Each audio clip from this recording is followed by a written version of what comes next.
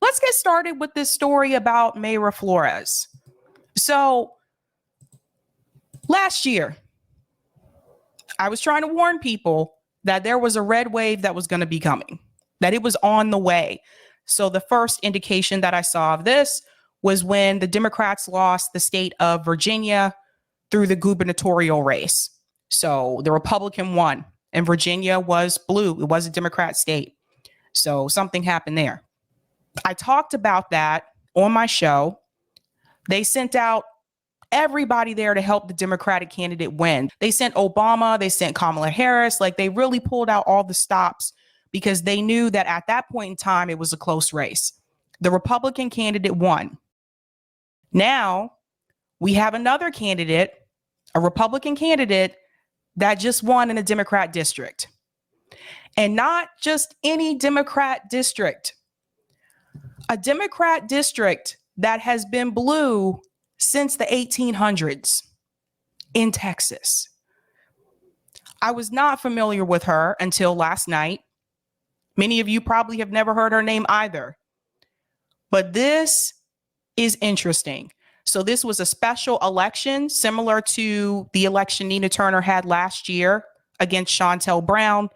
She won, and I have a clip I want to play for you about that and what this really means for the Democratic Party going forward. So here we go. And Steve, last night, Texas Republican Mayra Flores was able to flip a House seat in a special election. The Houston Chronicle reporting she'll be the first Mexican-born Congresswoman. Significant. This is extremely significant. Here's the results here. Again, we're talking about South Texas going down to the Rio Grande Valley. Now, this is a congressional district that's actually, it's a special election. The lines for this district are all going to change at the end of the year. So what she was elected to was a term that will only run for a few months. She's going to run in a different district this November. But this speaks to a story we've been talking about since the 2020 election, specifically along the border, the Rio Grande Valley, South Texas. We have seen county after county, whether it's in this district or some of the districts to the west of it, where voters have moved 10, 20, 30, 40 points away from the Democrats and toward the Republicans. This district that Mayra Flores won last night, Barack Obama got more than 60% of the vote here when he last ran in 2012. Hillary Clinton won this district by 22 points. It's shifted that dramatically. Joe Biden carried it by 4 in 2020, and now in a special election, a Republican candidate has won it outright. We've seen shifts like this throughout South Texas. This, by the way, is the second most heavily Hispanic congressional district in the United States. We've talked about the potential shift among Hispanic voters. We certainly saw it in 2020. The question has been, would we see it in 2022? I think this result we got from Texas 34 last night definitely underscores the Hispanic vote could be up for grabs this fall in ways we haven't seen in a long time. Oh, I have so much to say about this. Let me let it finish and then I'll come back in. Like an 85+% Latino district, right, Steve? Yeah, I think that's the second highest in the country. Yeah. Steve Kornacki, thank you so very much. Appreciate it. There's something I want to point out about this district. So let's look at this map. Let me come out here. Here we go. And Steve, last night, Texas Republican Mayra Flores was able to flip a House seat in a special election. The Houston Chronicle reporting she'll be the first Mexican-born Congresswoman. Significant. This is extremely significant. Here's the results here. Again, we're talking about South Texas going down. Okay, let's look at this map. I want you to see this district. Let me fall back for just a second. This is the district that she won right here. A little bit to the left of Corpus Christi, right here in the red. And I want you to look at the percentages here. She won 51%. Sanchez, 43.3%. And Coronado, 4.1%. So it wasn't as close as I think people thought it was going to be. There was a difference of 2,220 votes. I guess that is still kind of close to some people, but still, I expected this percentage difference between Flores and Sanchez to be closer, but it's not. What stands out to you about this district? Looking at where it's positioned in Texas, what may be one of their top concerns? Immigration. And this was one of the areas that Kamala Harris is supposed to be in charge of, that Democrats said that they were going to fix. Immigration is still an issue. It still takes too long for people to become an immigrant in this country.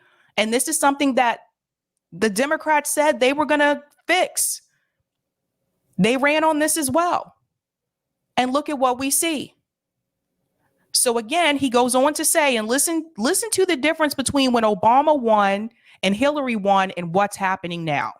The Rio Grande Valley. Now, this is a congressional district it's a special election. The lines for this district are all going to change at the end of the year. So what she was elected to was a term that will only run for a few months. She's going to run in a different district this November. But this So even though it's a special election and she's only going to be in office for a few months for this time period, she's going to run again in November. 9 times out of 10, she's probably going to win again in November. This is what we saw with Shontel Brown and Nina Turner, right? The incumbent that's in, they're probably going to win again.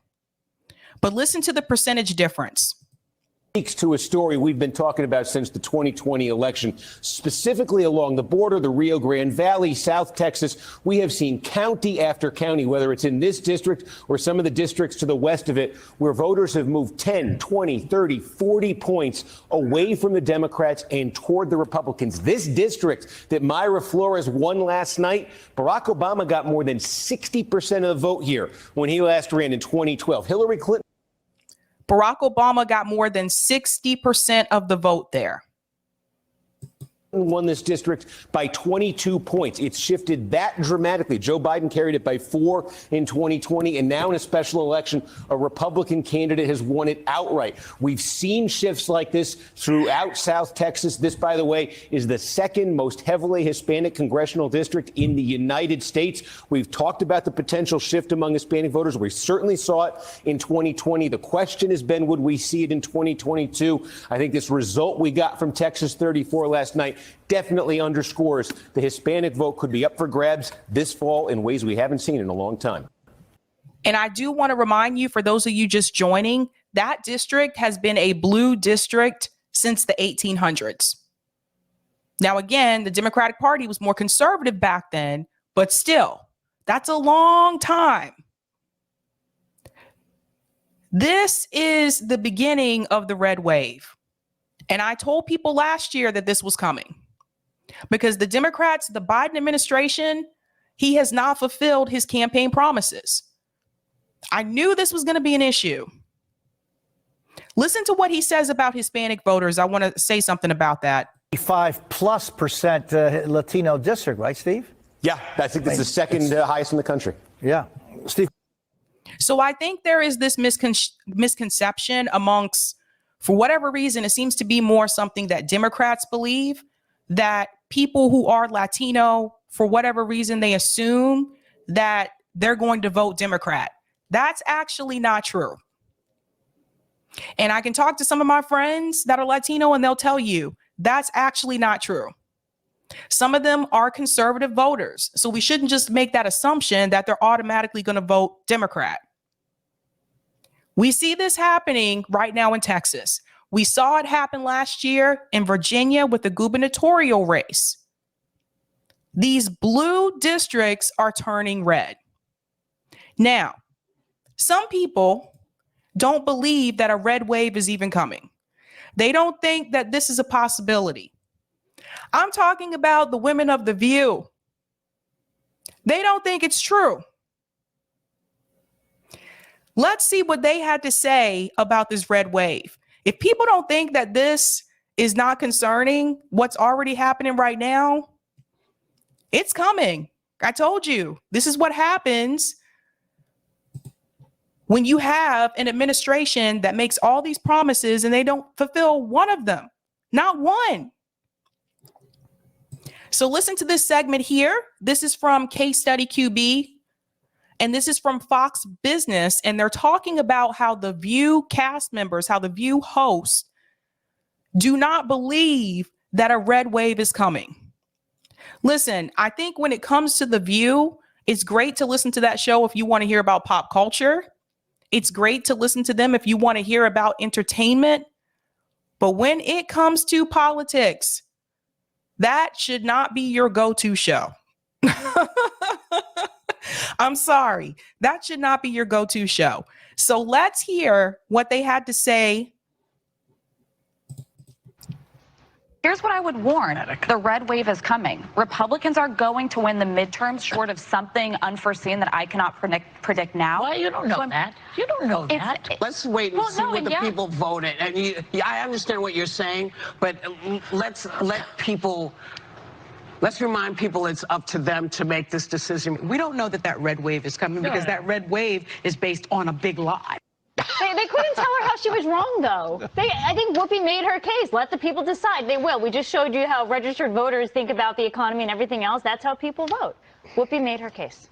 The red wave could be coming. Based on a big, Well, that the election was stolen. That is utter nonsense. That refers to. That's utter nonsense. Not for them. Nonsense. Right. But hold me back, sports facts, because I'm getting carried. Right. So the woman at the beginning of the video from The View, she is the conservative host. So let's hear this one more time. Here's what I would warn. The red wave is coming. Republicans are going to win the midterms short of something unforeseen that I cannot predict now. Well, you don't know that. You don't know that. Let's wait and see what the people voted. And So Joy says, well, you don't know that. It's already happening, Joy. They're already flipping districts. It's already starting. Actually, it started last year. So Virginia really should have been a big warning sign to the Democratic Party. I'm sorry. But that was a blue state ever since Obama. What happened? What happened? Now, I saw someone just said in the chat, that's right, Sebastian. Remember, The View didn't see Trump winning. That's true. That's why I said don't go to that show for politics. Just don't. Because Joy and Whoopi, they're saying, well, we don't know if it's coming. Let's wait and see, because they don't want it to happen, because they don't want to see a red wave. Do I want to see a red wave? No. But I know a blue wave isn't going to do anything either. I want to see a green, independent, third-party wave in this country. That's what I want to see. So they're scared.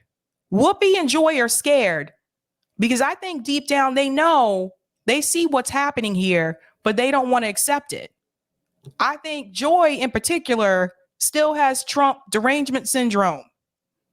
And see, because ever since Trump, a lot of times now people who are Democrat, when you mention conservative, they automatically think Trump conservative. And not everyone that is conservative is a Trump conservative. I know I have friends that are conservative that did not like Donald Trump. So hear them again. I understand what you're saying, but let's remind people it's up to them to make this decision. We don't know that. See, she looks scared, doesn't she? Here's Sonny. That red wave is coming because that red wave is based on a big lie. What's the lie? Mayra Flores just won last night. Is that a lie? No. I sincerely hope people are paying attention to what's going on. And I'm going to already go ahead and tell you what's going to happen. When this does happen, and it will, for the midterms, when Republicans take back the House and possibly the Senate, you know who they're going to blame? Democrats aren't going to blame Joe Biden, not the majority of them. They're going to blame people like us. They're going to blame progressives, leftists, socialists. Hell, they might even blame Susan Sarandon again. They might throw in Jill Stein again and say it's all her fault. Howie Hawkins. They'll blame everyone except for the current administration that's in charge. And the fact that they sit there and they tend to let Joe Manchin get away with so much, they should not be shocked when this happens. All of these bills that they are supposedly trying to pass or have tried to pass the past year and a half, that Joe Manchin has opposed, that Kyrsten Sinema has opposed. The Senate parliamentarian has gotten involved in this somehow. At the same time, I don't see them removing any of those people from any type of committee assignments. Joe Manchin gets to keep his seat and he gets to keep his assignments. And you need to ask yourself, why is that? Because at the end of the day, I believe they really want to have someone block legislation because they don't really want to give things to the people. They don't really want to. That's how this works. They got to have a scapegoat, right? Every president that I have lived through during my life, they had someone else to blame. When it was Obama, it was Lieberman. When Obama didn't have the Senate and the House, then of course it was Mitch McConnell, but that makes sense because he's a Republican. He's on the other side. What does not make sense is when you have people that are a part of your own party voting against what the party wants. Now I ask you this. Why is it okay for Joe Manchin and Kyrsten Sinema to do that, but it's not okay for members of the squad and other progressives in the House to do the same thing? That's how you know the game is already rigged. The same way Joe Manchin can say, no, Bernie Sanders, I'm not voting for that bill. The same way he can say that, the same way the AOC, Cori Bush, and all the rest of them can say, you know what? Sorry, Pelosi, but I'm not voting for you as speaker because people need healthcare in this country. That's how I know it's a game. This is all a game. Now, there were some issues with Mayra Flores today on Twitter. So as you saw in the first video, they mentioned that she was the first Mexican-born American to now enter Congress. And that's not actually true. So I want to show you something. Oh, man. This really, this was an interesting moment. And by Mexican-born, it means that they were born in Mexico, moved to America, and became an American citizen. Just want to make that clear. So she tweeted this. As a proud hashtag walk away, I can honestly say it was one of the best decisions I've ever made in my life. If you voted for Biden or stayed at home in the 2020 elections, don't make the same mistake in 2022. And here's where people started to come after her, was right about here. I am the first Mexican-born American citizen to be elected into Congress. Now, why is that a problem? Because it turns out that there are already Mexican-born American citizens in Congress. That includes Congressman Chuy Garcia. He went on to retweet her and he said, welcome to Congress. First lesson, be sure to fact check. And so I scrolled down and I was like, oh crap, this is very telling. He went on to let her know, just in case you needed a list. Salud Ortiz Carballo, Jesus Chuy Garcia, which is him. Raul Ruiz, Octaviano Ambrosio Larazolo, Carlos B, Ruben Quijuan, and Chiaro Rodriguez. So he didn't. I gotta find Nick's tweet, man.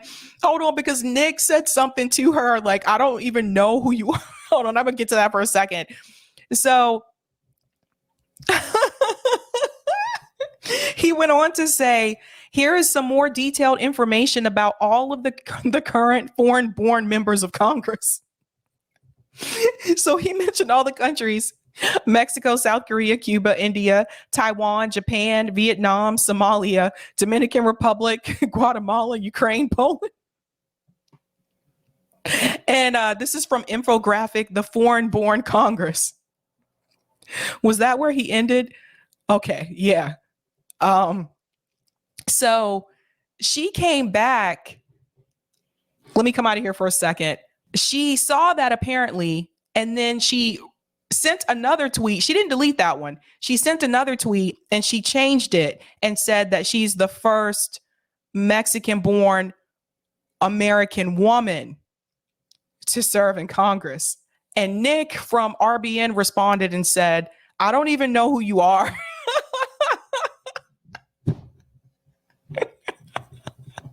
So yeah, it's she's not starting out on the best foot there, but he really handed it to her, didn't he? He really did. Let me go to some of the comments in the chat. That was definitely entertaining this morning, I gotta tell you. Sebastian says, I disagree. Most Latinos don't really care about immigration. They mostly care about the economy and they are socially conservative. That's interesting. That's interesting. I do know that district in particular, one of the complaints that they've been complaining about is illegal immigrants crossing the border.